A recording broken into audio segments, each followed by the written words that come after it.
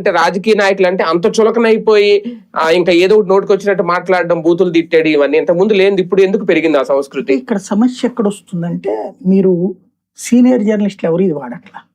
అవును, మనకి జూనియర్లు ఎవరో పనిచేసి పెద్దగా ఎక్కువ కాలం నిలబట్టలేని వాళ్ళు, నిలదొక్కుకోలేని వాళ్ళు పెట్టిన యూట్యూబ్ లోనే జరుగుతుంది. అదే కరెక్ట్.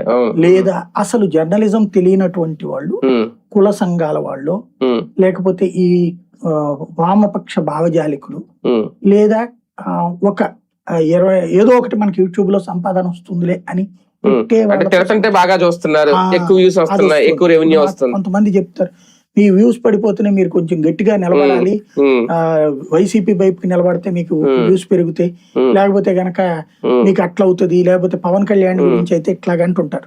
మనం వాళ్ళ కోసం ఎప్పుడు చేయట్లేదు, మన పని మనం చేస్తున్నాం, అందులో జెన్యూనా కాదా అన్నది జనం చూస్తారు. ఇక్కడ బేసిక్ గా వీళ్ళెవరూ కూడా జర్నలిస్టులు కాదు, వీళ్ళలో జర్నలిజం అనుభవం ఉన్న వాళ్ళు తక్కువ.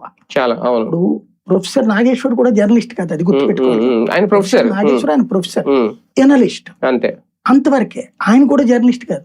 Telakapalli Ravi editor, we should accept.